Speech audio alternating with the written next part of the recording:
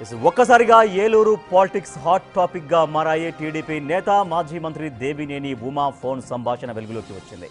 పోలవరం జనసేన నేత కరాటం రాంబాబుతో పలు అంశాలపై మాట్లాడారు దేవినేని ఉమా. అయితే ప్రధానంగా ఈ ఇరువురు నేతల మధ్య పోలవరం ఎమ్మెల్యే చిర్రి బాలరాజు గురించే చర్చ జరిగింది. అసలేం జరిగిందంటే తొలుత కరాటం రాంబాబుకి దేవినేని ఉమా కాల్ చేశారు. బాగోగులు మాట్లాడుకున్న ఇరువురు నేతలు మెల్లగా అసలు విషయానికి వచ్చారు. సోషల్ మీడియాలో ప్రచారం జరుగుతున్న టాపిక్పై ఒకరినొకరు అడిగి తెలుసుకున్నారు. ఈ క్రమంలోనే చిర్రి బాలరాజు టాపిక్ను తీశారు దేవినేని ఉమా.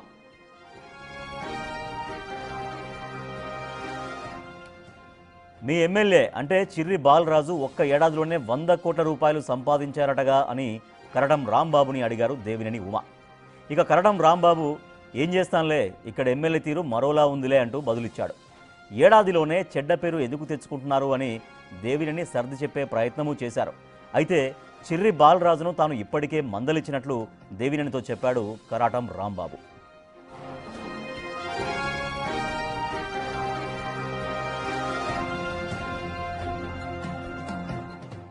ఇక అంతటితో ఆగని దేవినేని ఉమా చిర్రి బాలరాజుకు టికెట్ ఇప్పించింది గెలిపించింది మీరే కదా అంటూ సెటైర్లు వేశారు. ఏం చేస్తాం, తనపైనే ఆరోపణలు చేస్తున్నారని కరాటం రాంబాబు ఆవేదన వ్యక్తం చేశాడు. ఇబ్బంది ఉన్నా కంట్రోల్ చేయడానికి ప్రయత్నం చేస్తున్నట్లు చెప్పారు కరాటం రాంబాబు. ఇంత తంతు జరుగుతున్నా మరి పవన్ కళ్యాణ్కు తెలియదా అంటూ దేవినేని ఉమా ప్రశ్నించగా హైకమాండ్ పట్టించుకోవడం లేదు అంటూ బదులిచ్చాడు కరాటం రాంబాబు. ఇప్పుడు ఇదే టాపిక్ కూటమి ప్రభుత్వంలో చర్చనీయాంశంగా మారింది. బాగున్నారా?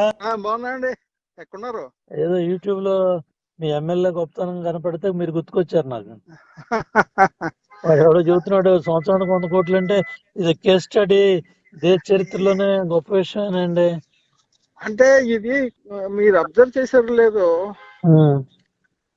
అసలు వ్యవస్థ మనం ఉన్నప్పుడు లేదండి. అలాగే ఇప్పుడు ఎమ్మెల్యేస్ అంటే రాంబాబు గారే కదా పెట్టింది రాంబాబు అని అడిగాను. కాదండి, జనరల్ గా ఎవరి వ్యవస్థ బాగోలేదండి జిల్లాలో. మొత్తం అంతా ఎందుకు 1 year లో చెడ్డ పేరు తెచ్చుకుంటున్నారు? ఇంకా 4 ఏళ్ళు ఉంది కదా. 4 ఏళ్ళు ఉన్నా చెడ్డ పేరు తెచ్చుకోవడం ఏంటండి? అసలు 4 ఏళ్ళు వదిలేండి, అసలు పార్టీకి ఎంత డ్యామేజ్. ఇతనే కాదండి, ఈ పార్టీ ఆ పార్టీ కాదులేండి. మీరు మీరు మీకు తెలుసు కదా. అవును, చాలా డ్యామేజ్ అండి. ఏదో ఇతను ఇతను ఇంకో రకంగా తయారయ్యాడు. నా దగ్గరకు వచ్చినప్పుడు కేకలేస్తా ఉంటాను, ఏంటి నువ్వు అని కేకలేస్తా ఉంటాను. కొంత అల్లరి ఎక్కువ జరుగుతుందండి. ఉమా గారు ఎక్కడున్నారండి? నేను రాజమండ్రిలో కేసు ఉంటే కోర్టులోకి వచ్చాను.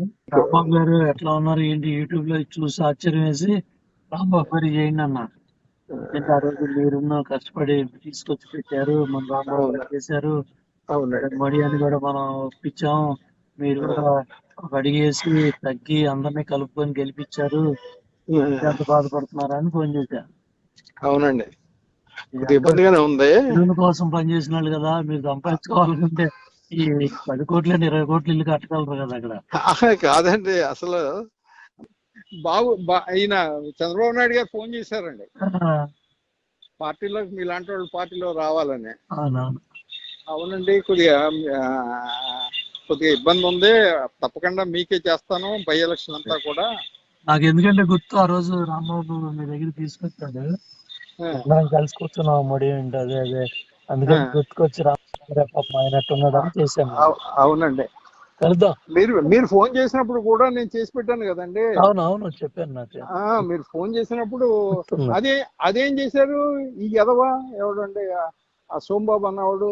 అవును, ఆడు నేను 1 కోటి రూపాయలు తీసుకున్నాను పెట్టాడు. ఆడు జైల్లోకి వెళ్ళిపోతామంటే కాపాడినోడు నేనండి. తెలుసు, నాకు అన్ని తెలుసు.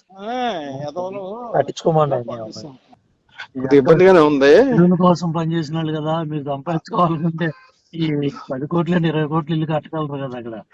కాదండి, అసలు మాది ఉన్నదే మేము దానం చేసామండి. మేము ఎప్పుడు ఎప్పుడు అసలు చెయ్యి జాచటం అంటే తెలియదండి అసలు. ఇప్పుడు విడుదలతో ఉన్న వాళ్ళు మీలాంటి వాళ్ళకి ఇబ్బందిగా ఉంటుంది కొద్దిగా కదా. ఇబ్బందిగా నాకు ఉందండి ఇబ్బంది. న్యాచురల్ గా ఉంటుంది. ఇబ్బంది ఉంది, వదిలేసామంటే కాకపోతే కంట్రోల్ చేస్తున్నా అంటే కొద్దిగా టైం ఉంది. కొద్దిగా మళ్ళీ మామూలు స్థితికి తీసుకురావాలండి. ఇప్పుడు ఇది పవన్ కళ్యాణ్ గారు తెలిస్తే అండి మళ్ళీ కూటమి దెబ్బతినేస్తుందండి. ఇప్పుడు అవన్నీ కళ్యాణ్ గారికి తెలిస్తే అవన్నీ ఏమోనండి, అది అది నాకు అర్థం అవట్లేదు. మిమ్మల్ని కూడా అడగట్లేదా ఏం జరుగుతుంది రాంబాబు గారు అని? ఇంకో కూడా ఫోన్ చేయలేదు నాకు ఇప్పటికి. ఇప్పుడు నేను చేసినట్టు కనీసం రాంబాబు గారు ఎట్టున్నారు 2 నిమిషాలు లేదండి, ఇప్పుడు వరకు ఫోన్ చేయలేదండి. నేను కూడా మరి ఫోన్ చేయకండి, నేనేం కావాలండి. అంతే అంతే అంతే. సో రైట్, అది మాజీ మంత్రి దేవినేని ఉమా అలాగే పోలవరం జనసేన నేత కరటం రాంబాబుల మధ్య జరిగినటువంటి ఫోన్ సంభాషణ. అఫ్కోర్స్ అది బిగ్ టీవీ ధృవీకరించడం లేదు ఆ సంభాషణని, బట్ వాళ్ళిద్దరి ఫోన్ సంభాషణగా చెబుతున్నారు. ఆడియో లీక్ బయటకు వచ్చింది. సో ఇది ఒకసారిగా కూటమి ప్రభుత్వంలో రెండు, ఇప్పుడు టీడీపీ వాళ్ళు జనసేన రెండు కూటమిలో ఉన్నాయి కాబట్టి అఫ్కోర్స్ బీజేపీ కూడా ఉంది, కానీ ఇప్పుడు మాట్లాడుకున్నటువంటి వాళ్ళు టీడీపీ నేత అండ్ జనసేన నేత. సో మరి ఈ ఆడియో లీక్ ఎట్లా జరిగింది? సో ఈ ఆడియో లీక్ అనేది వాళ్ళ ఈ ఆడియో అనేది ఇప్పుడు జనసేనలో తర్వాత టీడీపీలో ఎటువంటి చర్చ సాగుతోందనేది మా ప్రతినిధి సాగర్ మరింత సమాచారం ఇస్తారు. సాగర్, మాట్లాడుకున్నది ఇద్దరు, దేవినేని ఉమా అలాగే జనసేన నేత కరటం రాంబాబు, జనసేన ఎమ్మెల్యే గురించి చిర్రి రాంబాబు గురించి. అసలు ఈ ఆడియో ఎట్లా లీక్ అయింది? మాట్లాడుకుంది ఇద్దరైతే మరి ఎవరి దగ్గర నుంచి లీక్ అయింది? ఇది వచ్చిన తర్వాత ఇప్పుడు జనసేనలో ఎటువంటి చర్చ సాగుతోంది అండ్ టీడీపీలో ఎటువంటి చర్చ సాగుతోంది? రాజేష్, పొలిటికల్ గా ఇప్పుడు ఏలూరు జిల్లా వ్యాప్తంగా హాట్ టాపిక్ గా ఈ ఆడియో మారిందనే చెప్పుకోవచ్చు.